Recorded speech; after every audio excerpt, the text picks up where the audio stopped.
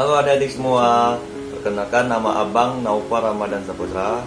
Abang di sini akan menjelaskan tentang apa itu pertumbuhan ekonomi.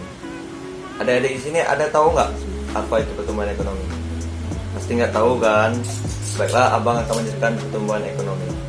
Pertumbuhan ekonomi yaitu suatu pertumbuhan yang dapat dilihat dan diukur dengan cara membandingkan komponen yang dapat mewakili keadaan suatu negara atau ekonomi negara, baik itu masa kini maupun periode sebelumnya. Apa-apa aja sih komponen yang dapat membandingkan suatu pertumbuhan ekonomi di suatu negara? Komponennya itu adalah produk nasional bruto atau produk domestik bruto. Kapan sih Kak ini ekonomi suatu negara itu dapat dikatakan baik?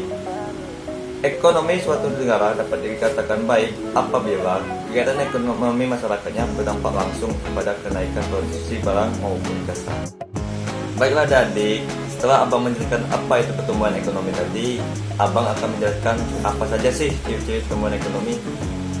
Menurut Profesor Simon Kuznets, ada 6 ciri pertumbuhan ekonomi. Yang pertama yaitu adanya laju pertumbuhan penduduk dan produk per kapita yang sangat cepat. Yang kedua, perkembangan produktivitas masyarakat. Yang ketiga yaitu pertumbuhan tingkat struktural yang melesat. Yang keempat, tingkat urbanisasi yang tinggi. Dan yang kelima, adanya ekspansi pada negara maju. Yang terakhir yaitu terjadinya arus barang, modal, dan manusia di berbagai negara. Ya, itu ada di ciri-ciri pertumbuhan ekonomi. Jika ditanya sama gurunya, saya jawab ya.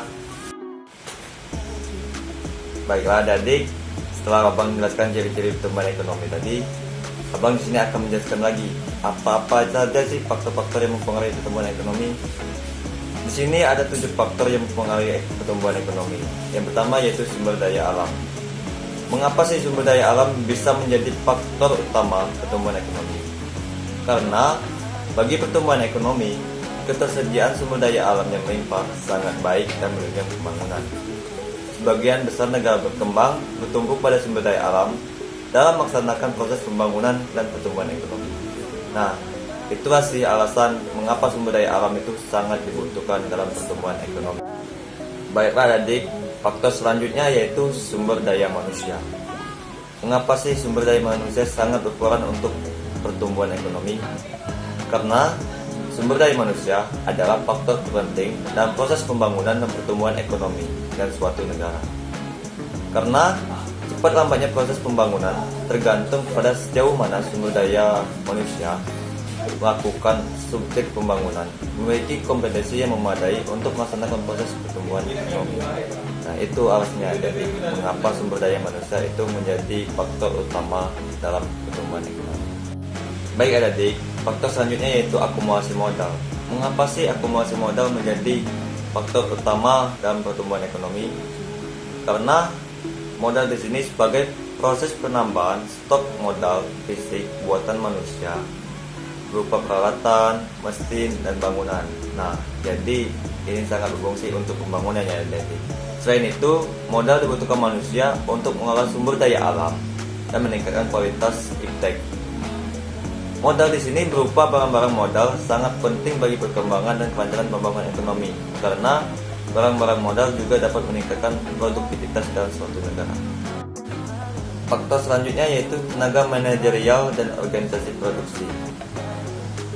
Maksudnya di sini adik, organisasi produksi sebagai salah satu bagian penting dalam proses pertumbuhan ekonomi berkaitan dengan penggunaan faktor produksi dalam berbagai kegiatan perekonomian.